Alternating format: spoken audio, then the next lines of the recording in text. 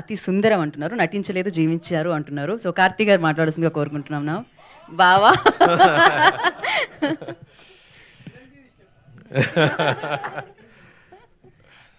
అదా ఓకే.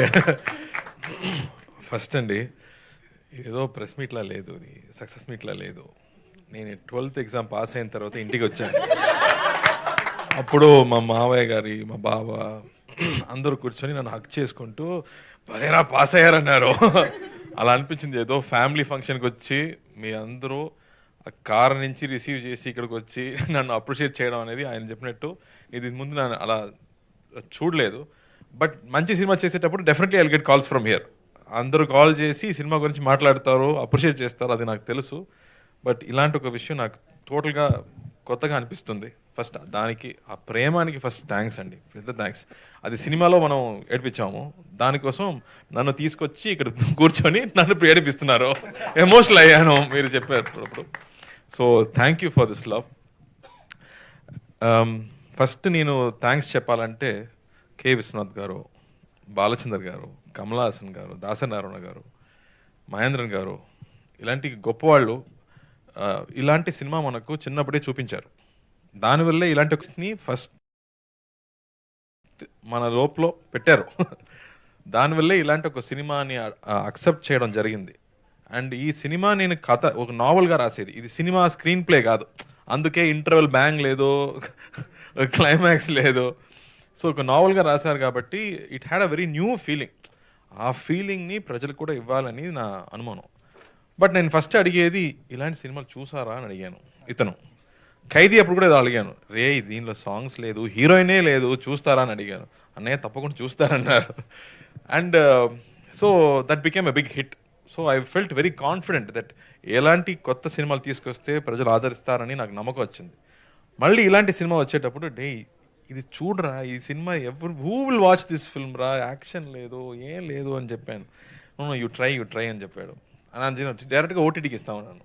మళ్ళీ చెప్పాను, నో సార్, సునీల్ గారు చెప్పారు, they will definitely watch this cinema అన్నారు. ఆ నమ్మకం ఉంది కదా, that made this big difference, that people will appreciate goodness, people will appreciate love, unconditional love అనేది ఇప్పుడు I think it's confirmed that there will be lot of confidence to do a film like this.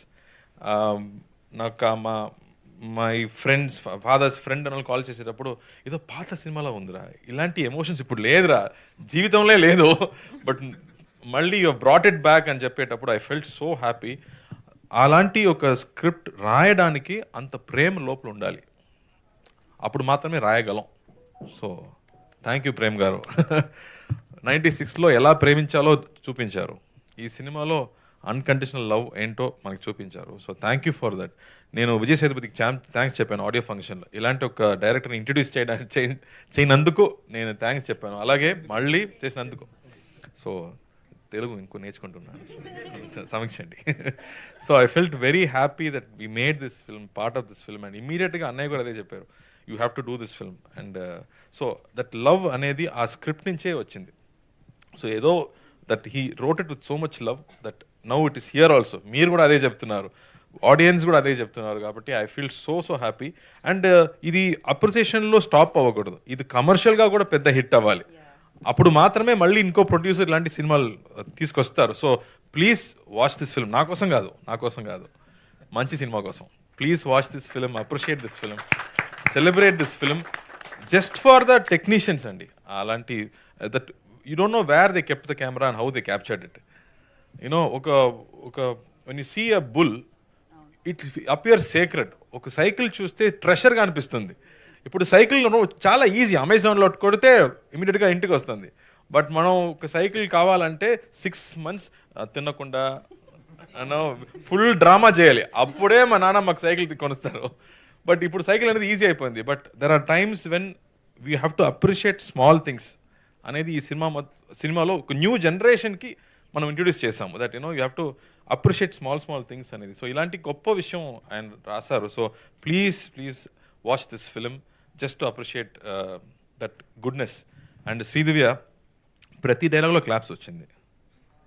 ఒక మంచి ఒక ముఖ్యంగా I'm watching the cinema, చాలా కష్టపడి బయటకు పైకి వచ్చాడు, ఏదో ఏదో ఏదో ఒక్కసారి బియర్ తాగుతాడు పాపం అని చెప్తుంది. ఎంత క్లాప్స్ ఆ డైలాగ్ అమ్మా, దట్ మన అండర్స్టాండింగ్ వైఫ్ అనేది నో బ్యూటిఫుల్. అండ్ మనం ఇద్దరం పాడుతున్నాము నైట్లో, అప్పుడు ఒక నవ్వు, ఆ నవ్వుకి క్లాప్స్, దట్ బ్యూటిఫుల్. అంత ఇన్నసెన్స్ నా గురించి మాట్లాడుతున్నావు, నువ్వు ఇన్నసెన్స్ ఏంటి?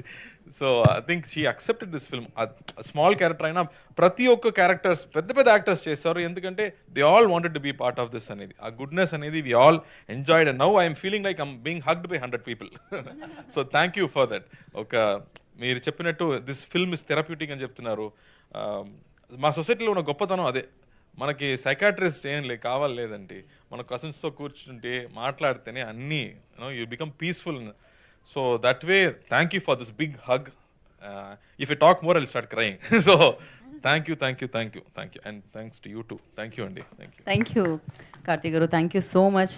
And thank you so much మేం చెప్పాలి యాక్చువల్లీ ఇలాంటి సినిమాని తీసుకొచ్చినందుకు అండ్ మనిషిని మళ్ళీ మేల్కొల్పినందుకు. థ్యాంక్ యూ సో మచ్ ఇలాంటి బిజీ లైఫ్లో.